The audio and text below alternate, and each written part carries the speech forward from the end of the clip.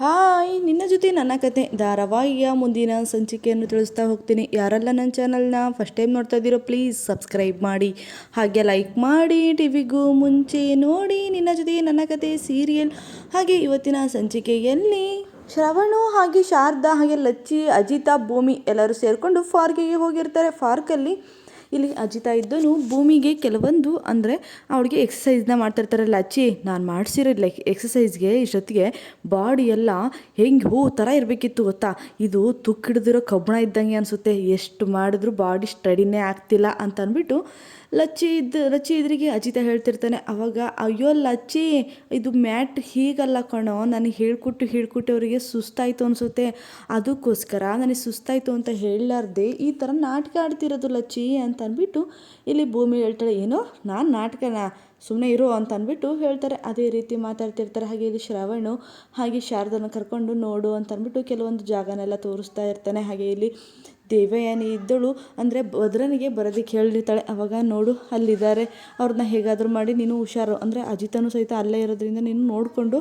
ಕೆಲಸನ ಮಾಡಿಬಿಡು, ಅಜಿತನ ಕಣ್ಣು ಏನಿದ್ರು ಎಲ್ಲ ಕಡೆನೂ ಇರುತ್ತೆ, ಅವ್ನು ಮೊದಲೇ ಪೊಲೀಸ್ ತಾನೆ ಅಂತ ಅಂದ್ಬಿಟ್ಟು ದೇವಯಾನಿ ಹೇಳ್ತಾಳೆ. ಅದನ್ನೆಲ್ಲ ಬಿಟ್ಟಾಕಿ ನಾನಿದ್ದೀನಿ ಅಂತ ಅಂದ್ಬಿಟ್ಟು ಹೋಗ್ತಾನೆ. ಅಷ್ಟೊತ್ತಿಗೆ ಒಂದು ನಿಮಿಷ ಇರು ಅಂತ ಅಂದ್ಬಿಟ್ಟು ಇಲ್ಲಿ ದೇವಯಾನಿದ್ದಳು ಅಲ್ಲೊಬ್ಬ ಹೂ ಮರಗಳ ತಕ್ಕ ಹೋಗ್ತಾಳೆ. ಹೋಗ್ಬಿಟ್ಟು ಒಂದು ನಿಮಿಷ ನಾನು ಹೇಳ್ದಂಗೆ ಮಾಡು, ಅಲ್ಲಿ ನಿಂತ್ಕೊಂಡು ಎಕ್ಸಸೈಸ್ ಮಾಡ್ತಿದಾರಲ್ಲ ಅವ್ರ ತಕ್ಕ ಹೋಗು, ಅವ್ರಿಗೆ ಹೂ ಬೇಕಾ ಅದು ಬೇಕಾ ಇದು ಬೇಕಾ ಅಂತ ಅಂದ್ಬಿಟ್ಟು ಅವ್ರನ್ನ ಮಾತಾಡ್ಸ್ಕೊಂತ ನಿಂತ್ಕೋ ಅಂತ ಅಂದ್ಬಿಟ್ಟು ಹೇಳ್ತಾಳೆ. ಆ ಖರ್ಚಿಗೆ ಸ್ವಲ್ಪ ದುಡ್ಡನ್ನು ಕೊಟ್ಟು ಹೇಳಿ ಕಳಿಸ್ತಾಳೆ. ಅದೇ ರೀತಿ ಹೂವಿನಳು ಸಹಿತ ಅವ್ರ ಹತ್ರ ಹೋಗ್ಬಿಟ್ಟು ಸರಿ ಆಮೇಲೆ ಹೂ ತೊಗೊತೀರಾ ಅಂತ ಅಂದ್ಬಿಟ್ಟು ಕೇಳ್ತಾಳೆ. ಅವಾಗ ಅಜಿತಾ ಹಾಗೆ ಲಚ್ಚಿ ಹಾಗೆ ಭೂಮಿ ಎಲ್ಲರೂ ಸಹಿತ ಅಯ್ಯೋ ಹೂವು ನನಗೆ ಇಷ್ಟ, ಪ್ಲೀಸ್ ನಾನು ಹೂ ತೊಗೊತೀನಿ ಅಂತ ಅಂದ್ಬಿಟ್ಟು ಭೂಮಿ ಇದ್ದಳು ಹೂವನ್ನೆಲ್ಲ ವ್ಯಾಪಾರ ಮಾಡ್ತಿರ್ತಾಳೆ. ಅಷ್ಟೊತ್ತಿಗೆ ಅಜಿತನಿಗೆ ಒಂದು ಕಾಲ್ ಬರುತ್ತೆ.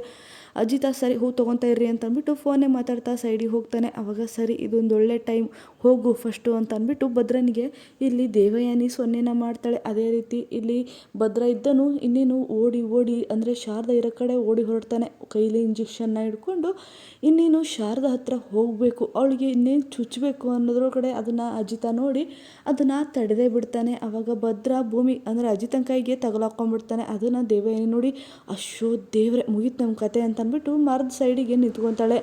ಆವಾಗ ಅಜಿತಾ ಅವರೆಲ್ಲ ಸಹಿತ ಶಾಕ್ ಆಗ್ತಾರೆ. ಅಯ್ಯೋ ದೇವ್ರೆ ಅಂತ ಅಂದ್ಬಿಟ್ಟು ಅಷ್ಟೊತ್ತಿ ಶ್ರವಣ ಇದ್ದನು ಅಯ್ಯೋ ಶಾರದಾ ಏನಾಯಿತು ಅಂತ ಅಂದ್ಬಿಟ್ಟು ಹಿಂದೆ ತಿರುಗಿ ನೋಡ್ತಾನೆ. ಅಷ್ಟೊತ್ತಿ ಭೂಮಿ ಲಚ್ಚಿನೂ ಸಹಿತ ಅಲ್ಲಿಗೆ ಓಡೇ ಬರ್ತಾರೆ. ಅವಾಗ ಏಯ್ ಯಾರು ನೀನು ಅಂತ ಅಂದ್ಬಿಟ್ಟು ಅವನಿಗೆ ಮುಖಕ್ಕೆ ಹಾಕಿರೋ ಅಂದರೆ ಒಂದು ಬಟ್ಟೆನ ಕಟ್ಕೊಂಡಿರ್ತಾನೆ. ಆ ಬಟ್ಟೆನ ತೆಗೆಯಟಿಗೆ ಓ ಭದ್ರ ನೀನಾ ಅಂತ ಅಂದ್ಬಿಟ್ಟು ಹೇಳ್ತಾರೆ. ಅವಾಗ ಆ ಇಂಜೆಕ್ಷನ್ನು ಸಹಿತ ಅವನಿಗೆ ಚುಚ್ಚಕ್ಕೆ ಹೋಗ್ತಾನೆ. ಅವಾಗ ಅಜಿತಾ ಇದ್ದನು ಇಂಜೆಕ್ಷನ್ ನಿನಗೆ ಚುಚ್ಚಿದ್ರೆ ಹೇಗಿರುತ್ತೆ ಅಂತ ಅಂದ್ಬಿಟ್ಟು ತೆಗೆದು ತೋರಿಸ್ತಾನೆ. ಅವಾಗ ಲಚ್ಚಿ ತಗೋ ಇಂಜೆಕ್ಷನ್ ಇಟ್ಕೊ ಇಲ್ಲಿದ್ದೀನ ಅಂದಾಗ ಇಲ್ಲಿ ಭದ್ರ ಇದ್ದನು ದೇವಯಾನಿ ಕಡೆ ಅಂದರೆ ನಿನ್ನನ್ನು ಯಾರೋ ಕಳಿಸಿರೋದು ಇಲ್ಲಿಗೆ, ಯಾರನ್ನಕ್ಕೆ ಬಂದಿದ್ಯಾ ಅಂತ ಅಂದ್ಬಿಟ್ಟು ಇಲ್ಲಿ ಅಜಿತಾ ಕೇಳ್ತಿದ್ದಂಗೆ ಅವನು ದೇವಯಾನಿ ಕಡೆ ತಿರುಗಿ ನೋಡಿ ಸೊನ್ನೆ ಮಾಡ್ತಾನೆ. ಹೊರಟೋಗ್ಬಿಡಿ ಇಲ್ಲಿಂದ ಅಂತ ಅಂದ್ಬಿಟ್ಟು ಇಲ್ಲಿ ಭದ್ರ ಸೊನ್ನೆ ಮಾಡೋದನ್ನು ಅಜಿತಾ ನೋಡ್ತಾನೆ. ಅವಾಗ ಆ ಕಡೆನೂ ಸಹಿತ ತಿರುಗಿ ನೋಡಿದಾಗ ದೇವಯಾನಿ ಬಗ್ಗಿ ನೋಡಿದ್ದನ್ನು ಅಜಿತನ ನೋಡ್ತಾನೆ. ಆದರೆ ದೇವಯಾನಿ ಬೇರೆ ಬಟ್ಟೆನ ಹಾಕೋದಂದರೆ ಅವಳು ಪ್ಯಾಂಟು ಶರ್ಟು ಹಾಗೆ ಟೋಪಿ, ಅವಳು ಮಕ್ಕಕ್ಕೆ ಮಾಸ್ಕು ಹಾಗೆ ಕನ್ನಡಕ ಎಲ್ಲ ಹಾಕೊಂಬಂದಿದ್ದು ನೋಡಿ ಅವನಿಗೂ ಸಹಿತ ಅದು ಗೊತ್ತು ಹಿಡಿಯೋ ಥರ ಆಗಲಿಲ್ಲ.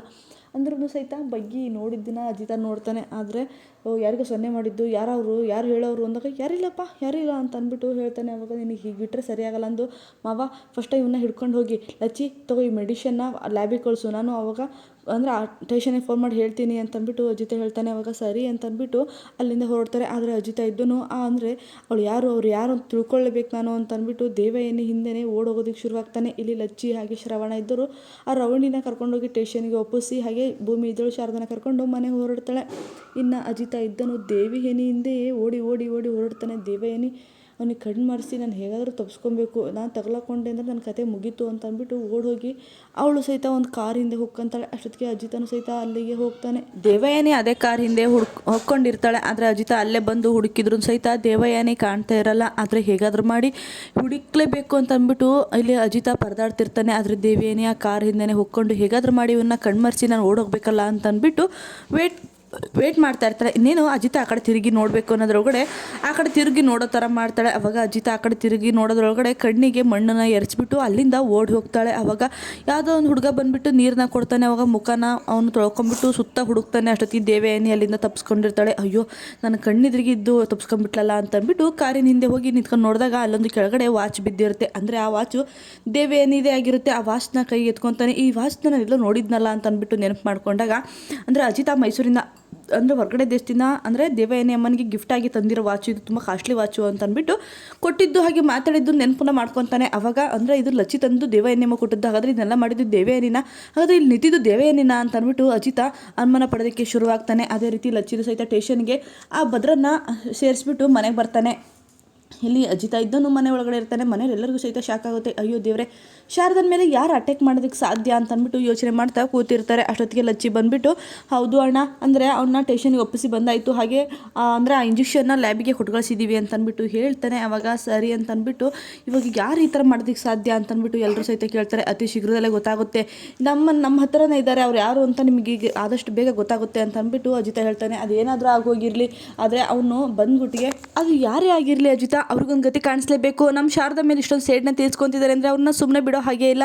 ಅವ್ರನ್ನ ನೀನು ಸ್ಟೇಷನ್ಗೆ ಒಪ್ಸೋಕ್ಕಿಂತ ಮುಂಚೆ ನಮ್ಮ ಕೈಗೆ ಒಂದು ಸಲ ತಂದು ಕೊಡು, ಅವ್ರಿಗೊಂದು ಗತಿ ಕಾಣಿಸ್ತೀವಿ ಅಂತ ಅಂದ್ಬಿಟ್ಟು ಇಲ್ಲಿ ಹಾಗೆ ಶ್ರವಣ ಹಾಗೆ ರಮಣ ಎಲ್ಲ ಸಹಿತ ಹೇಳ್ತಾರೆ. ಹೌದು, ನಮ್ಮ ಶಾರದ ಮೇಲೆ ಅಂಥದ್ದು ಏನು ಕೋಪ ಅವರಿಗೆ, ಅಲ್ಲ ಅಂಥದ್ದು ಏನು ಮಾಡಿದಾಳು ಅವಳು ಅಂತ ಅಂದ್ಬಿಟ್ಟು ಎಲ್ಲರೂ ಸಹಿತ ಮಾತಾಡ್ತಿರ್ತಾರೆ. ಇದೆ ಅದಕ್ಕೊಂದು ಟ್ವಿಸ್ಟ್ ಇದೆ, ನಿಮ್ಮ ಹತ್ರನೇ ಏನೋ ಸ್ವಲ್ಪ ಹೊತ್ತು ವೆಯ್ಟ್ ಮಾಡಿದ್ರೆ ನಿಮ್ಮ ಕಣ್ಣು ಮುಂದೆನೇ ಬರ್ತಾರೆ ಅಂತ ಅಂದ್ಬಿಟ್ಟು ಅಜಿತ ಹೇಳ್ತಾನೆ. ಅವಾಗ ಅಂಜು ಅಮ್ಮ ಎಲ್ಲಿ ಅಂತ ಕೇಳಿದಾಗ ಅಮ್ಮ ಗೊತ್ತಿಲ್ಲ ಅಂತ ಅಂದ್ಬಿಟ್ಟು ಅಂಜು ಹೇಳ್ತಾಳೆ. ಅವಾಗ ಮನೆಯವ್ರು ಯಾರಿಗೂ ಗೊತ್ತಿಲ್ಲ ಅಂದಾಗ, ಇಲ್ಲ ಒಬ್ಬ ಅವ್ರು ಬೆಳಗಿಂದ ಕಾಣಿಸ್ತಾ ಇಲ್ಲ ಅಂತ ಅಂದ್ಬಿಟ್ಟು ಎಲ್ಲರೂ ಹೇಳ್ತಾರೆ. ಅವಾಗ ಪಲ್ಲವಿ ಅಕ್ಕ ಇದ್ದರು, ಇಲ್ಲ ಅವ್ರು ಹೊರಗಡೆ ಹೋಗಿದ್ದಾರೆ ನಾನು ನೋಡಿದೆ ಅಂತ ಅಂದ್ಬಿಟ್ಟು ಪಲ್ಲವಿ ಅಕ್ಕ ಹೇಳ್ತಾಳೆ. ಹೌದಾ ಹಾಗಾದರೆ ಅಂದಾಗ, ಸರಿ ದೇವಯಾನಿ ಅಮ್ಮ ಅಂತ ಅಂದ್ಬಿಟ್ಟು ಜೋರಾಗಿ ಅಜಿತ ಕೂಗ್ತಾನೆ. ಅಷ್ಟೊತ್ತಿಗೆ ದೇವಯಾನಿ ಅಲ್ಲಿಗೆ ಬರ್ತಾಳೆ. ಯಾಕೆ ಅಜಿತು, ಏನಾಯಿತು, ಏನಕ್ಕೆ ಇಷ್ಟು ಜೋರಾಗಿ ಕೂಗ್ತಾ ಇದೆಯಾ, ಏನಾಯ್ತಪ್ಪ ಅಂತ ಅಂದ್ಬಿಟ್ಟು ಕೇಳ್ತಾಳೆ. ಅವಾಗ ಅತ್ತೆ ನಿಮ್ಮ ಹತ್ರ ನಾನು ಕೆಲವೊಂದು ಕ್ವಶನ್ನ ಕೇಳಬೇಕು, ಕೇಳಲ್ಲ ಅಂತ ಅಂದ್ಬಿಟ್ಟು ಅಜಿತ ಹೇಳ್ತಾನೆ. ಅಯ್ಯೋ ಕ್ವಶನ್ನ ಕೇಳು ಏನು ಅಂತ ಅಂದ್ಬಿಟ್ಟು ಇಲ್ಲಿ ದೇವಯಾನಿ ಈಸಿಯಾಗಿ ಹೇಳ್ತಾಳೆ. ಸರಿ ಅತ್ತೆ ಎಲ್ಲಿ ಹೋಗಿದ್ರಿ ನೀವು ಅಂತ ಅಂದ್ಬಿಟ್ಟು ಕೇಳ್ತಾರೆ. ಎಲ್ಲೂ ಇಲ್ಲಪ್ಪ ಅಂದಾಗ, ಸರಿ ಪಾರ್ಕಿಗೆ ಏನಾದರೂ ಹೋಗಿದ್ರಾ ಅಂತ ಅಂದ್ಬಿಟ್ಟು ಕೇಳ್ತಾನೆ. ಇಲ್ಲಪ್ಪ ನಾನೇನಕ್ಕೆ ಹೋಗಲಿ ಪಾರ್ಕಿಗೆ, ನಾನು ಎಲ್ಲಿ ಹೋಗಿಲ್ಲ ಅಂದಾಗ, ಸರಿ ಪಲ್ಲವಿ ಅಕ್ಕ ಹೇಳಿದ್ರು ನೀವು ಹೊರಗಡೆ ಹೋಗಿದ್ರು ಅವ್ರು ನೋಡಿದ್ರಂತೆ ಅಂದಾಗ, ಉಶು ಅದಾ ಸಾರಿ ನಾನು ಮೆಡಿಕಲಿಗೆ ಹೋಗಿದ್ದೆ ಅನಿಸುತ್ತೆ ಅವಾಗ ಅನಿಸುತ್ತೆ ಅಂತ ಅಂದ್ಬಿಟ್ಟು ಇಲ್ಲಿ ದೇವಯಾನಿ ಹೇಳ್ತಾಳೆ. ಅವಾಗ ಸಾರಿ ಆಯಿತು. ಈತ ಇದ್ದನು ದೇವಯಾನಿಗೆ ಕ್ವಶನ್ನ ಮಾಡ್ತಾರೆ. ನೀವು ಶಾರದಮ್ಮನ ಸಾಯಿಸೋದಕ್ಕೋಸ್ಕರ ಭದ್ರಂಗ್ ತಕ್ಕ ಸುಪಾರಿ ಕೊಟ್ಟಿದ್ದೀರ ತಾನೆ ಅಂತ ಅಂದ್ಬಿಟ್ಟು ಅಜಿತ ಕೇಳ್ತಾನೆ. ಅವಾಗ ಏನು ಅಜಿತ ಏನು ಮಾತಾಡ್ತಾ ಇದೆಯಾ ನೀನು, ನಾನು ಆಡ್ಸಿದ ಮಗ ಕಣೋ ನೀನೇನು ಈ ಥರದ ಈ ಥರ ಕ್ವಶನ್ ಎಲ್ಲ ಕೇಳ್ತಾ ಇದೆಯಾ, ಅಲ್ಲಿ ನೀನು ಏನು ಅನ್ನಿಸ್ತಿದೆ ಅಂತ ಅಂದ್ಬಿಟ್ಟು ಇಲ್ಲಿ ದೇವೇನೇ ಹೇಳ್ತಾಳೆ. ನೋಡಿ ಅತ್ತೆ ಡೈರೆಕ್ಟ್ ವಿಷಯಕ್ಕೆ ಬನ್ನಿ, ನೀನು ನಿಜವಾಗ್ಲೂ ಈ ಥರ ಮಾಡಿಲ್ವಾ ಅಂತ ಅಂದ್ಬಿಟ್ಟು ಕೇಳಿದಾಗ, ನಿಜವಾಗ್ಲೂ ಯಾವುದೇ ಕಾರಣಕ್ಕೂ ಆ ಥರ ನಾನು ಮಾಡೋಕ್ಕೆ ಹೋಗಲ್ಲ, ಶಾರದ ನನ್ನ ತಂಗಿಗಿಂತ ಹೆಚ್ಚು ಅಂಥದ್ರಲ್ಲಿ ನೀನೇನೋ ಹೀಗಂತಿದೆಯಾ, ಅವಳೆ ಒಂದು ಆಪತ್ತಿದೆ ಅಂದರೆ ಆ ಆಪತ್ತನ್ನ ತಡಿಸೋ ಜವಾಬ್ದಾರಿ ನಂದಾಗಿರುತ್ತೆ, ನಾನು ಅವಳಿಗೆ ಏನೂ ಆಗದೇ ಇರೋ ಥರ ನೋಡ್ಕೊಬೇಕು ಅನ್ನೋದು ನನ್ನಲ್ಲಿ ಯಾವಾಗಲೂ ಇದೆ, ನೀನು ಯಾಕೆ ಈ ಥರ ಅನುಮಾನ ಪಡ್ತಾ ಇದೆಯಾ ನನ್ನ ಮೇಲೆ ಅಂತ ಅಂದ್ಬಿಟ್ಟು ದೇವೇನೇ ಕೇಳ್ತಾಳೆ. ಇಲ್ಲ ನನಗೊಂದು ಟ್ವಿಸ್ಟ್, ಅಂದರೆ ನಿಮ್ಮ ಇದೇನು ಗೊತ್ತಾ ವಾಚು, ನೀವು ಅಂದರೆ ನಾನು ಅಂದರೆ ಆ ಶಾರದತ್ತಿಗೆ ಅಟ್ಯಾಕ್ ಮಾಡೋಕ್ಕೆ ಬಂದಾಗ ಅವನೊಬ್ಬ ಅಂದರೆ ಆ ರೌಡಿ ಸೊನ್ನೆ ಮಾಡಿ ಹೇಳಿದಾಗ ಅವ್ರ ಹಿಂದೆ ನಾನು ಓಡ್ ಹೋದೆ. ಅವಾಗ ಆ ಕಾರಿನ ಹಿಂದೆ ನಿಂತ್ಕೊಂಡಿದ್ರು, ನಾನೇನೇ ಹಿಡಿಬೇಕು ಅಂದಾಗ ನನ್ನ ಕಣ್ಣಿಗೆ ಮಣ್ಣೆರ್ಚಿ ಹೋದರು.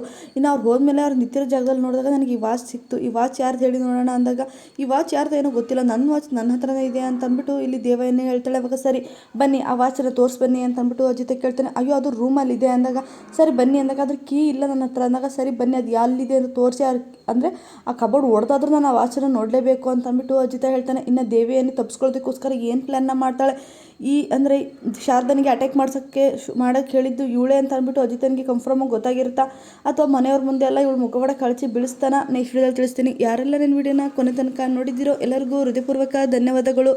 ನೆಕ್ಸ್ಟ್ ವಿಡಿಯೋದಲ್ಲಿ ಸಿಗ್ತೀನಿ, ಬಾಯ್.